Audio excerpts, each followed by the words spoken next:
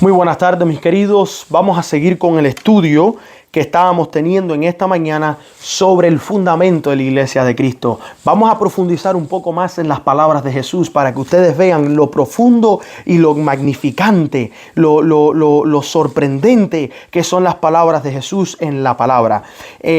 Antes de empezar, vamos a tener unas palabras de oración y pedir la bendición de nuestro Padre eterno. Oremos. Amante Padre que estás en los cielos, santificado sea tu nombre. Gracias por esta oportunidad de seguir estudiando tu palabra. Gracias porque tú nos estás entregando el espíritu de tu Hijo para poder discernir la verdad. Nos has dado el espíritu de la verdad para poder nosotros no solamente entenderla, sino compartirla. Pedimos que esto se cumpla en todos tus siervos fieles alrededor de la faz de la tierra y que podamos nosotros estar listos y preparados para recibir a tu Hijo venir en las nubes. Te lo pedimos todo en el nombre de Jesús. Amén. Familia, como prólogo del Evangelio de Juan, el primer capítulo nos enseña acerca de la divinidad preexistente de Cristo Jesús antes de toda la creación. Y vemos que se enfatiza su papel como mensajero, se enfatiza su papel como representante, como abogado, como obrador y mano derecha del Padre. Enfatiza que Él es el único camino para regresar al Padre y destaca el impacto de la vida personal. Ahora, quiero que ustedes sepan que no vamos a tocar el espíritu profecía en el resto del estudio, solamente las tres citas que leímos esta mañana y solamente fueron como para darnos una base de por qué es que es muy importante participar de la Santa Cena. Porque si nosotros queremos ser parte de esa iglesia que Cristo fundó en su doctrina, que Él es el Hijo de Dios, tenemos que participar de esa Santa Cena, donde constantemente, como vimos en el deseo de toda la gente, nos señala a la segunda venida, que es la promesa que Cristo le hizo a sus discípulos, y al mismo tiempo nos hace participar del cuerpo de Cristo. Ve el pan que representa su carne y el vino que representa su sangre. Ahora, Juan dio testimonio al llevar a otros a seguir a Jesucristo y siguiendo él mismo el testimonio de Jesús al llevarlo hacia el Padre. Jesús es muy profundo en sus palabras y es lo que yo quiero analizar con ustedes hoy. Creo que una gran parte de su razón por hacer esto es arrojar más luz sobre su identidad cuando Cristo habla de él mismo en tercera persona. El título utilizado refleja información adicional sobre la persona que lo utiliza. Entonces, para ver alguno de muchos títulos de Jesús como ejemplo, por ejemplo, el primero lo pueden ver en pantalla, Rey de los Judíos, se asocia a Cristo como el Rey de los Judíos. Hijo del hombre, se asocia a Jesús con la figura gloriosa vista en Daniel 7, pero que también tiene connotación con el que vino a morir. Hijo del hombre. Hijo de David, asocia a Jesús con la promesa que Dios le hizo a David sobre un descendiente que se sentaría en el trono para siempre. Hijo de Dios, describe a Jesús como un rey, profeta, el Melquisedec, ya que algunos de los reyes de Israel fueron llamados hijo de Dios, incluyendo todos de parte de la orden de Melquisedec, aunque a veces otras personas lo usan de otras maneras, pero esto sería otro estudio. Por el Melquisedec es una orden. La gente cree que es un rey, que es una persona así. Hubo un rey de Salem que se le dijo en Melquisedec en la Biblia porque este rey seguía la orden. Y el último de esta orden fue Cristo. Ahora, miren el próximo título. Hijo del Dios viviente.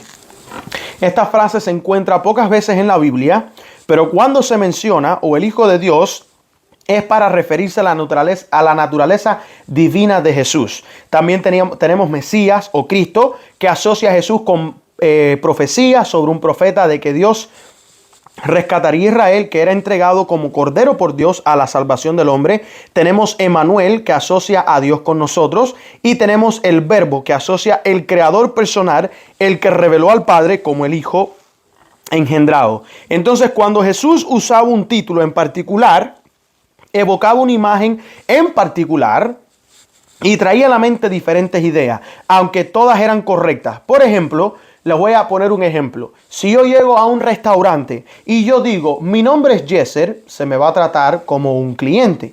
Pero es muy diferente si yo llego y digo, me llamo Yeser y soy el hijo del dueño. ¿Cómo ustedes creen que me van a tratar los meseros?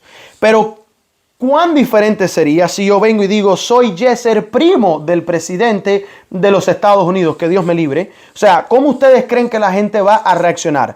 Ahora imagínense si yo llego a un restaurante y digo, soy el presidente de los Estados Unidos. O sea, cambia mucho la autoridad en dependencia del título o del nombre en que se usa. Es por eso que hoy en día hay muchas personas que cuando son invitados a las iglesias, ustedes verán que cuando son invitados lo suben y empiezan, no, porque mira que este fulano de tal, y estudió aquí, y estudió acá, y tiene aquí, fue allá, y tiene esto, y tiene lo otro. ¿Por qué? Porque naturalmente nuestro cerebro funciona de esa forma. Si escuchamos tantos títulos, tendemos a creerle, tendemos a seguirle, tendremos a ponerlo en una altura. Ahora, fíjense ustedes que ninguno de los títulos que Cristo usó tuvo que ver con posiciones exaltadas. Solamente la que le pertenecía a él, Hijo de Dios. Todas las demás, el Hijo de David, el Hijo del Hombre, el Cristo, el Mesías, eran las que le pertenecían a él, pero nada de lo que él tuvo que trabajar como a ir a una universidad para convertirse en el Hijo de Dios, ni tampoco que tuvo que pasar por una escuela para ser el Mesías, ni para ser el Cristo. O sea, muy interesante, porque vamos a analizar el tema de la humildad, que eso es un tema que está profundo aquí en este estudio. Ahora, miren esto, en pantalla pueden ver ¿por qué Jesús habló de sí mismo en tercera persona? Unos ejemplos. Mateo 17, 22 al 23 nos dice, el Hijo del Hombre va a ser entregado en manos de los hombres y ellos lo matarán y resucitará al tercer día. Aquí está Cristo hablando de sí mismo en tercera persona. Otro ejemplo, Mateo 19, 28. De cierto os digo que vosotros me habéis seguido en la regeneración, cuando el Hijo del Hombre se sentará en su trono glorioso. Vosotros también os sentaréis sobre 12 tronos, juzgando a las 12 tribus de Israel. Una vez más, tercera persona. Mateo 20, 18, 19. He aquí subimos a Jerusalén, y el Hijo del Hombre será entregado a los principales sacerdotes y escribas, y le condenará a muerte, y entregárselo a los gentiles para que se burlen de él, lo azoten y lo crucifiquen, y al tercer día él será resucitado. O sea, está hablando en tercera persona. Pero cuando el Hijo del Hombre venga en su gloria, todos los ángeles con él, entonces él se sentará en su trono glorioso. ¿Por qué Jesús simplemente no dijo, enviaré por ejemplo a mis ángeles y se reunirán de mi reino, me tomarán, me matarán, se burlarán? No, todo fue hablando en tercera persona. ¿Por qué? Bueno, número uno, porque Cristo no quería autorrevelarse solo de que él era el Hijo. El Padre tenía que revelar al Hijo. La pregunta es, ¿el Padre revela al Hijo? Bueno, como hemos visto en el bautismo, cuando Cristo fue bautizado, todos conocemos la historia, dice que se escuchó una voz del cielo que decía, este es mi Hijo amado, en el que yo me complazco, y dice que descendió el Espíritu Santo en forma de paloma. No descendió una paloma, descendió en forma de paloma, mansa, humilde, de una forma preciosa, y se posó sobre Cristo. Es como que descendió del cielo una chaqueta de luz y se puso sobre Cristo, y entonces la gente se dio cuenta de que, wow, ¿qué fue lo que pasó aquí?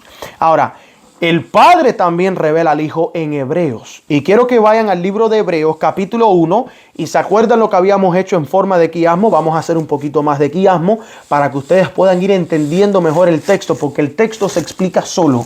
Y lo que pasa es que muchas veces, cuando están escribiendo la Biblia, el Espíritu de Dios, como es el mismo Espíritu, se comunica toda la Biblia en una cadena bíblica. Y es interesante que estos versículos, cuando tú los pones de cierta forma, te aclarecen más la idea que está presentada. Vamos a empezar nosotros con este quiasmo y lo tienen en el orden que queremos que ustedes lo vean ahí en pantalla. Sí, dice la palabra, Dios, habiendo hablado muchas veces y de muchas maneras en otro tiempo a los padres por los profetas, ha declarado, has amado la justicia y aborrecido la maldad, por lo cual te ungió Dios, el Dios tuyo, con óleo de alegría más que a tus compañeros. En estos postreros días nos ha hablado por el Hijo, a quien constituyó heredero de todo y por quien asimismo hizo el universo. Ok, pregunta, algunos creen que Hebreos 1 está hablando de Cristo antes de hacerse hombre, y que antes de hacerse hombre no era un hijo literal, sino que era más bien metafórico, porque representaba el hijo que iba a ser encarnado. Pero ¿y por qué dice que en estos postreros días nos ha hablado por el Hijo, a quien constituyó heredero de todo y por quien asimismo hizo el universo? O sea, este personaje que es el Hijo, antes de todo esto también seguía siendo hijo, fue constituido heredero y también Dios creó el universo a través de él. Sigue diciendo, mas del Hijo dice, mira lo que dice el Padre del Hijo, Sigue diciendo, más del Hijo dice, tu trono, oh Dios, por el siglo de siglo, cetro de equidad es el cetro de tu reino, el cual siendo el resplandor de su gloria y la imagen misma de su sustancia, y quien sustenta todas las cosas con la palabra de su poder, habiendo efectuado la purificación de nuestros pecados por medio de sí mismo, se sentó a la diestra de la majestad en las alturas.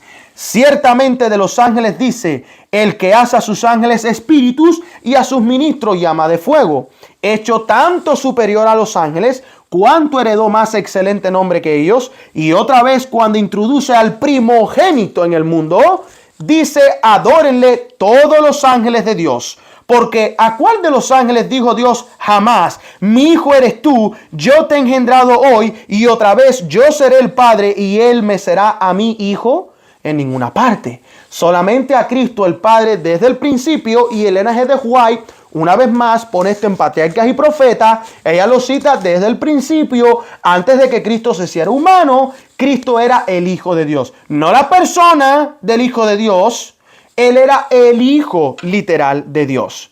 Y esto nosotros lo podemos ver un poco más en la palabra. En Mateos 11, 25 al 27. Quiero que analicen cuando Cristo habla. Miren lo que dice. En aquel tiempo responde Jesús y dijo, gracias te doy, Padre, Señor del cielo y de la tierra, porque escondiste estas cosas a los sabios y entendidos y las has revelado a los niños. Así, Padre, pues que así agrado a tus ojos.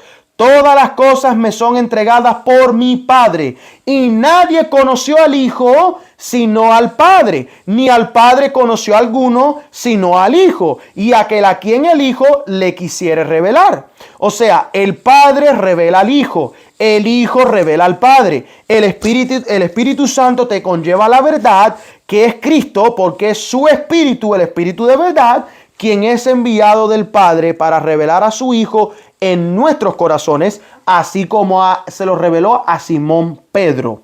Sigue diciendo, o sea, antes de leer, en realidad, vamos a Mateos 4, pero antes de leer Mateos 4, tenemos que entender un punto. El último aspecto de las tentaciones de Jesús, o más bien, perdonen, déjenme volver a decir esto. Cuando nosotros analizamos el aspecto de las tentaciones de Jesús, específicamente la última tentación de Jesús, vemos la importancia de la connotación que tiene el tema del Hijo de Dios. Porque Cristo fue tentado por este tema. Miren, Mateos 4, ahora sí, vamos para Mateos 4, perdonen por la pequeña confusión. Mateos 4, 1 al 11. Entonces Jesús fue llevado por el Espíritu al desierto para ser tentado por el diablo. Y después de haber ayunado 40 días y 40 noches, tuvo hambre. O sea, Cristo siendo hombre, 40 días, 40 noches ayunando, dice que tuvo hambre. Y vino a él el tentador y le dijo, y miren cuál es la primera tentación. Si eres hijo de Dios, di que estas piedras se conviertan en pan. La gente cree que la tentación de Cristo tenía que ver con el hambre. Bueno, el diablo se aprovechó de que Cristo tenía hambre para ponerlo en una situación donde él, por su necesidad, cayera en la trampa. Si tú eres el Hijo de Dios, di que estas piedras se convierten en pan. Si Cristo en ese momento dudaba de que él era el Hijo de Dios, caía en la tentación y pecaba. Pero ¿cuál fue la respuesta de Cristo? Él le dijo, sí, yo soy el Hijo de Dios, yo estoy seguro de quién yo soy. No, mis queridos. Escrito está, no solo de pan vivirá el hombre, sino de toda palabra que sale de la boca de Dios. Y tú dirás, bueno, yo conozco esto, pero ¿qué me quieres decir? Cuando Cristo le responde a Satanás y le dice, no solo de pan vivirá el hombre, sino de toda palabra que sale de la boca de Dios, pregunta, mis queridos, ¿quién es el verbo? Cristo. ¿Quién es la palabra de Dios? Cristo. Y cuando dice que no solo de pan vivirá el hombre, sino de toda palabra que sale de la boca de Dios, ¿a qué se está refiriendo? Cristo es la vida eterna. Él es el agua viva.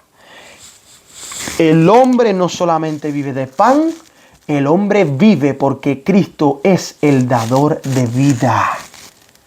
Y ahí Cristo le estaba haciendo recordar a Satanás, recuerda muy bien por qué es que tú estás vivo. Y miren ahora el versículo 5. Entonces el diablo llevó a la santa ciudad y lo puso sobre el pináculo del templo y les dijo, si eres hijo de Dios, segunda vez el diablo quiere volver a intentar, échate abajo porque escrito está. Ahora el diablo usa la misma Biblia para tentar. Ahora el diablo usa la misma Biblia para tentar. Y él cita la Biblia. A sus ángeles mandará acerca de ti y en sus manos te sostendrán para que no tropieces con tu pie en piedra. Y Jesús, ¿qué fue lo que le contestó? Oye, yo soy el Hijo de Dios, no me cuestiones más. No, con el diablo no se entra en discusión. Él le dijo, escrito está también, no tentarás al Señor tu Dios. Segunda de Corintios capítulo 4 versículo 5. Y nos ha dado un Señor y ese Señor es Jesucristo. Y ahora Cristo responde de nuevo con lo que está en la palabra y le dice al enemigo, no tentarás al Señor tu Dios. Le está volviendo a recordar al diablo, recuerda quién yo soy, recuerda con quién tú estás hablando, recuerda por qué es que tú estás vivo.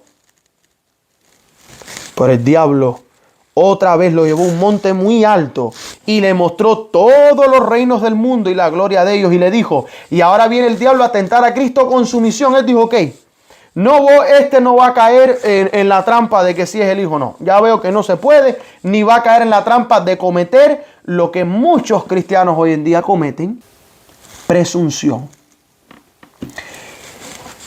Cristo dijo, no tentarás al Señor tu Dios. Presunción. Mis queridos, estamos llegando a un punto donde quieren sacar nuevas farmaquías, quieren sacar nuevas inyecciones, quieren sacar nuevas curas. Recuerden que las enfermedades, los virus, las bacterias, todas estas cosas van a ir aumentando porque Dios las está permitiendo. Si Dios las permite, ¿ustedes creen que Dios también va a permitir que el hombre saque curas para que ellos se puedan librar de lo que es un juicio de Dios? Es un poco de lógica.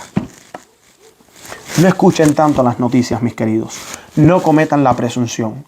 Conozco a muchos que dicen, bueno, yo me la tengo que poner por ciertas razones. Nada de predicar el evangelio y menos tiene que ver con Dios. Todo es con cosas personales. Yo necesito ponérmela porque yo tengo que hacer esto y bueno, cualquier cosa, Dios me protege. Yo voy a orar y Dios me protege. Dios no es un amuleto. Dios no es un amuleto. No lo uses como tal. No tentarás al Señor tu Dios. Pero bueno, regresando al tema. Todo esto te daré si te postras y me adoras. Le está dando el camino fácil a Cristo. No tienes que morir en la cruz, no tienes que sufrir, no tienes que ser perseguido, no tienes que tener una muerte sangrienta. Si tú te arrodillas y me adoras, yo te doy todo lo que tú viniste a rescatar. Yo te doy todo lo que tú quieres. Y ahora Jesús le dice, vete, Satanás, porque escrito está, al Señor tu Dios adorarás y a Él solo servirás. Una tercera vez le deja saber sus verdades al enemigo usando solamente la palabra, sola escritura. Y el diablo entonces le dejó y he aquí vinieron ángeles y le servían. ¿A quién? A Cristo. Fíjense que dice, vete, Satanás, porque escrito está, al Señor tu Dios adorarás y a Él solo servirás. Y entonces vinieron ángeles y le sirvieron ¿a quién? A Cristo. Porque a Cristo es al que se sirve, es al que se adora y es al que uno se postra. Y también al Padre. Pero recuerden que estamos en el contexto del Hijo. No quiero que se me vayan a confundir ni estar haciendo esa idea. Estamos en el contexto del Hijo. Recuerden que hay que levantar al Hijo. ¿Ok? Damos gracias al Padre por el Hijo. Tenemos presente en nuestras mentes el sacrificio que hizo el Padre de entregar a su Hijo. Pero es importante que en este momento, en este sermón, hablemos del Hijo. Más adelante vamos a hablar del Padre, porque no podemos tener un hijo sin el Padre. Ahora, vemos que Satanás le hace dudar si él era el Hijo de Dios, o sea, el Hijo del Padre, y Jesús no defendió la pregunta hecha ni respondió a ella, sino que citando la palabra, le dejó saber al tentador que aunque como humano él sentía hambre y había necesidad, el pan físico no era lo único de lo que él se sostenía, porque la palabra de Dios es vida, el verbo es vida, Cristo es vida. La respuesta de Jesús sube a nivel del ataque del enemigo. El enemigo lo atacó a él. Jesús responde humildemente y le pone en tela de juicio. ¿Tú quieres que yo coma pan para vivir cuando tú estás vivo por mí? Ahora, Satanás le vuelve a preguntar haciendo dudar de su fidelidad. ¿Pero por qué? Porque si Cristo dudaba de quién era Él, no habría salvación. Recuerden Juan 3:16 y Juan 17:3. Ahora, lo más interesante es que ahora lo tentó con la misma Biblia al citar un versículo. Cristo ahora le responde y humildemente le muestra al diablo que él anda tentando a Dios. No sobre lo de echarse abajo en específico, que es esencialmente la presunción, sino también sobre quién era él. Satanás sabía muy bien que él era el Hijo de Dios. Y ahora termina con un último ataque. Le presenta a Jesús que le dará lo que vino a rescatar, el Hijo del Hombre, porque ahora él admite definitivamente, sabemos que tú eres el Cristo, pues te daré lo que quieres si te postras ante mí y me adoras. Jesús ahora lo despide y lo manda a que se vaya, porque la palabra claramente dice que se adora al Padre y a Él solo servirás. El Padre en Hebreos 1 declara a su Hijo igual que Él y manda a todos a adorar a Cristo. Satanás aquí en el desierto muestra una vez más que fue lo que le molestó a él en el principio y muestra lo que de verdad quería desde siempre: ser igual a Cristo y a su Padre y recibir adoración. Por eso es que en muchos estudios, mis queridos, tenemos que entender esa cita del Espíritu y Profecía. Y solamente la pongo porque sé que no la he puesto. Nada más quiero que ustedes la vean y la vean en español. Pero no es porque estamos en eso. Porque recuerden que esto aquí es con la palabra solamente. Hoy solamente quiero hablar de la Biblia. Pero Elena White fue la que dijo que de tal manera amó Dios al mundo que ha dado a su Hijo unigénito. No hijo por creación, tal como lo fueron los ángeles. Ni hijo por adopción, tal como lo es el pecador perdonado. Sino un hijo engendrado en la misma imagen de la persona del Padre. Y en todo el brillo de su majestad y gloria, alguien igual a Dios en autoridad, dignidad y divina perfección. En él moraba toda la plenitud de la divinidad corporalmente. Cuando nosotros estamos viendo a ese ser, a esa persona, el Padre, ¿verdad? Cuando tú miras a ese otro ser, a esa persona, a Cristo, estás viendo lo mismo. Porque así como un hijo se parece a su padre, de la misma forma se ve entre el Padre y el Hijo. Ahora, mis queridos, si nosotros vemos que en Miqueas 5:2, Isaías 9:6, Juan 1:1 al 2, Colosenses 1:16, Proverbios 8:22-30 nos da una idea. Y esta idea es que el soberano del universo no estaba solo en su obra benéfica. Tuvo un compañero, un colaborador que podía apreciar sus designios y que podía compartir su regocijo al brindar felicidad a los seres creados. En el principio era el Verbo y el Verbo era con Dios y el Verbo era Dios. Este era en el principio con Dios. Cristo, el Verbo, el unigénito de Dios, era uno solo con el Padre eterno. Uno solo en naturaleza, en carácter y en propósitos. Era el único ser que podía penetrar en todos los designios y fines de Dios y llamarse su nombre admirable, consejero, Dios fuerte, Padre eterno, príncipe de paz, y sus salidas desde el principio, desde los días del siglo. Y voy a hacer una pequeña pausa. Les estamos dejando saber que el próximo viernes, aunque vamos a continuar el estudio de Primera de Juan 5:7, estamos dando una introducción a Isaías 9:6, porque este versículo es maravilloso. Cristo es admirable, consejero, Dios fuerte, Padre eterno y príncipe de paz. Eso lo vamos a explicar, porque eso está profundo. Pero sigue diciendo esta idea. El Hijo de Dios, hablando de sí mismo, declara: Jehová me poseía en el principio de su camino, ya de antiguo antes de sus obras. Eternalmente tuve el principado. Cuando establecía los fundamentos de la tierra, con él estaba yo ordenado todo, y fui su delicia todos los días, teniendo solaz delante de él en todo tiempo. El Padre obró por medio de su Hijo en la creación de todos los seres celestiales, porque por él fueron creadas todas las cosas, sean tronos, sean dominios, sean principados, sean potestades. Todo fue criado por él y para él. Colosenses 1:6. Mis queridos, ¿ven la importancia del estudio sobre Cristo? Ahora, hay que entender que tenemos un llamado para nosotros de ser semejantes a Jesús. Nosotros tenemos que estudiar la palabra para entender que Cristo es el Hijo de Dios, y así el Padre nos puede revelar esta verdad. Para terminar en esta mañana, vamos a hablar un poco del Bar-Abba, del Hijo del Padre. En Mateo 27, 16 al 18, vemos que se muestran dos hijos del hombre. Se muestra a Barrabás, que vamos a ver su descripción, y se encuentra al otro Barrabás, al otro Bar-Abba, que es Jesús, que es llamado el Cristo. Y yo quiero que ustedes entiendan este paralelismo que vamos a hacer, esta explicación, porque es lo que se está haciendo hoy. ¿A quién tú estás escogiendo? Si al Hijo del Hombre carnal o al Hijo del Hombre, el Hijo de Dios.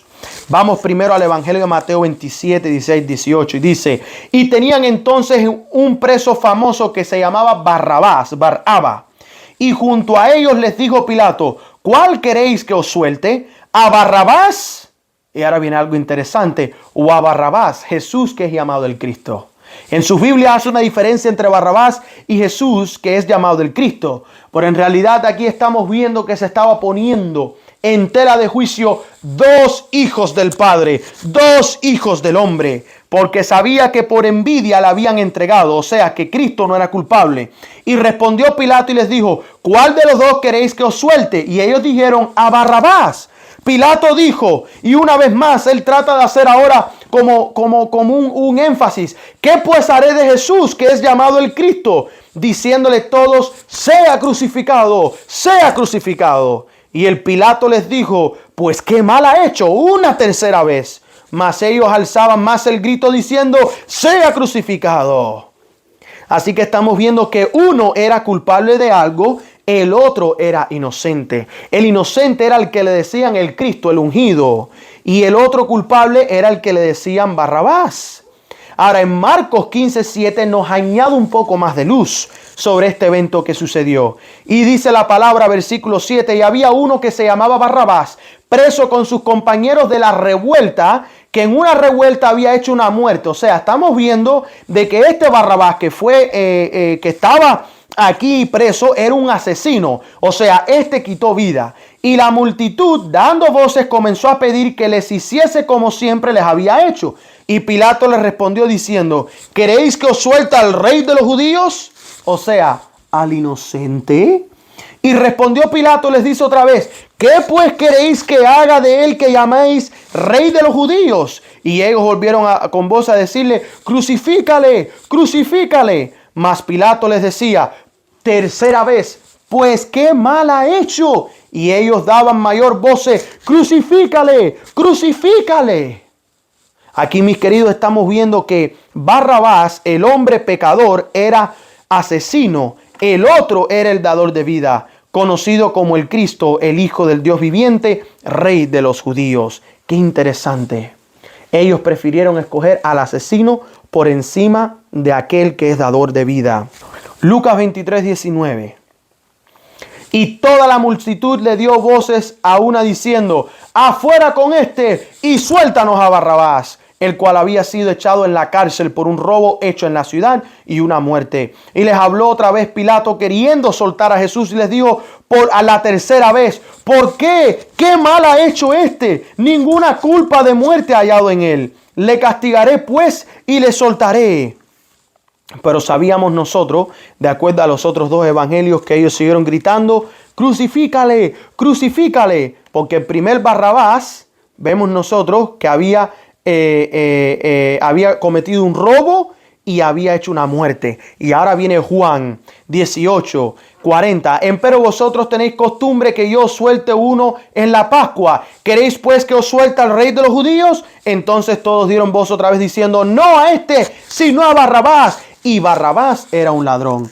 Ellos prefirieron escoger a Barrabás, hijo del hombre, ladrón y asesino, versus el verdadero hijo del hombre, restaurador y dador de vida. Mis queridos, eso se está haciendo hoy de nuevo. Y es por eso que yo les había mencionado a ustedes un poco sobre el Aleph Taf. Porque así como los fariseos ignoraron a Cristo constantemente en las Escrituras, hoy también se está ignorando al Hijo de Dios. Y nosotros podemos ver que en el principio, ¿verdad? Ahí en Génesis se ve algo tan precioso. Ve Bereshit. Bereshit es en el principio. Bereshit Taf. En el principio y final había una marca, un cartel, un sello, un monumento. Bar Abba, Aleph Taf, hijo del Padre, desde el principio hasta el final. Bereshit Bar Abba, en el principio era el Hijo. Aleph Taf, lo más ignorado en la Biblia. En la Biblia era esencialmente el Padre y el Hijo. El sacrificio en la cruz y fin del pecado. La vida y nuestra salvación. Yo soy el que soy. El Aleph Taf, el Alfa y el Omega. El Aleph Taf, lo que nunca fue traducido. Cristo se declaró que él era el Aleph Taf, lo más ignorado, lo más echado a un lado. Por eso es que en Juan 1:1 es un testigo a favor de Génesis 1:1, que está sujetado a Proverbios 8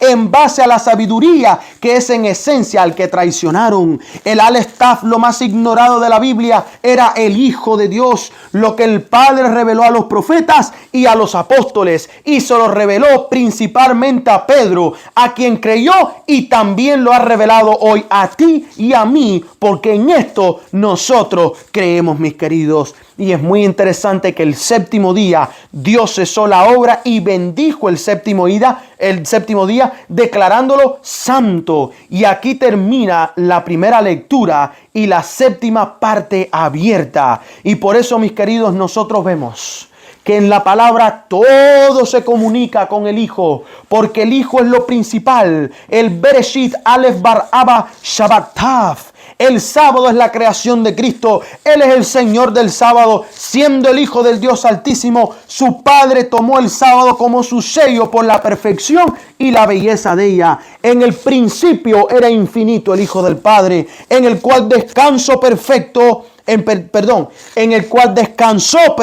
esa marca por la eternidad. Mis hermanos, de esto hablaremos, pero por ahora que Dios me los bendiga y que los guarde, y que ustedes puedan ser bendecidos con este tema de que Cristo es el Hijo de Dios y es necesario levantar a Cristo. No hacer como hicieron aquellos que entregaron a Cristo y quisieron a un hombre usurpador y ladrón. No como hacer como hicieron los fariseos, que tenían una doctrina ajena a lo que era el Hijo de Dios, sino de recibir la doctrina pura y santa y sana que solamente el Padre nos puede revelar a ti y a mí. Desde el principio estuvo Cristo con el Hijo. Desde el principio Él era el Hijo de Dios. Desde el principio Él era el unigénito. Desde el principio Él era el engendrado, el único en su especie. Y como ustedes vieron, la profeta dice, no es un hijo por adopción, ni es un hijo por creación. Es un hijo por engendramiento. Él es el primogénito del Padre, el que vino a revelarnos a aquel Dios invisible al cual nadie nunca pudo ver. Pero Cristo vino a revelarlo a ti y a mí. Y por eso Él es la acción del Padre. Mis queridos, Cristo lo es todo para el pecador arrepentido. Cristo lo es todo para el pecador creyente. Yo no voy a cesar de predicar esta verdad. Nunca quiero esconderme de esta verdad. Nunca quiero parar de decir estas palabras, que Cristo lo es todo para el pecador arrepentido. Cristo lo es todo para el pecador creyente. Porque Cristo es el Hijo de Dios. Cristo es el unigénito. Cristo es el escogido. Cristo es el Mesías. Él es el Cordero, la piedra, la vida, el camino, la luz. Él lo es todo para mí y quiero que Él lo sea todo para ti también. Que Dios te bendiga, te llene de poder. Sal a la calle y predica esta verdad. Que Cristo es nuestro Salvador, Cristo es nuestro Redentor y Él ha prometido volver una segunda vez y será coronado como Rey de Reyes y tendrá un nombre sobre todo nombre, un nombre grande, inmenso, lleno de poder y de toda autoridad. Y todas estas personas que no quisieron creer que Cristo era el Hijo de Dios, llegará el día en que ellos reconocerán que los juicios de Dios son justos y verán a aquel que se sienta a la diestra del Padre.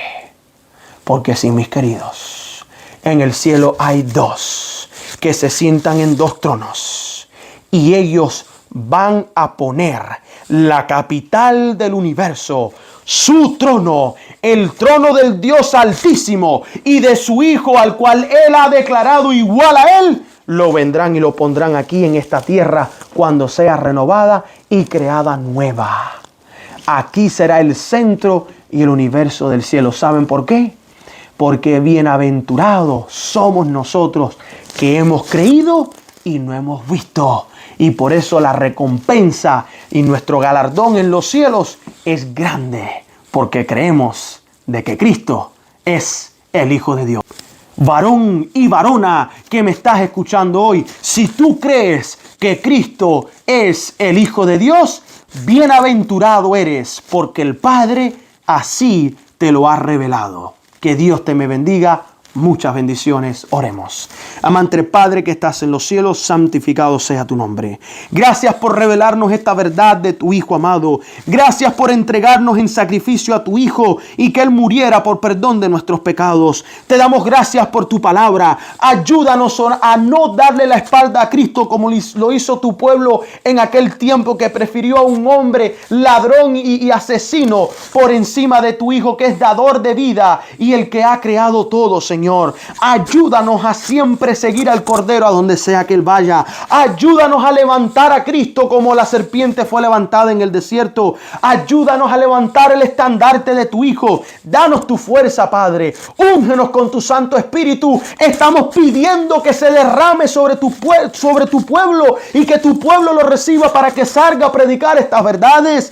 Es necesario que las personas escuchen estas palabras, que escuchen que Cristo es tu Hijo, que Él vino y murió y resucitó y ha prometido regresar una segunda vez. Padre, te damos gracias, no por nuestros méritos, porque somos hombres pecadores e indignos de tu palabra e indignos de presentar este mensaje, pero a través de la sangre de Cristo Jesús, de la cual nosotros nos aferramos, nuestros pecados serán limpios y nos aferramos a esa promesa que le hiciste a Isaías, que cuando él clamó a ti dijo: ay de mí que soy impío y de labios impíos, Padre. Tú enviaste un ángel con una piedra del altar que tocó sus labios y limpiaste sus pecados. Limpia los pecados de tu cuerpo y derrama tu Santo Espíritu para que se llene tu pueblo con poder y sea proclamado este mensaje por todas las partes de la tierra hasta la segunda venida. Te lo pedimos todo en el nombre sacrosanto, en el nombre que tiene poder de tu Hijo amado Cristo Jesús. Amén,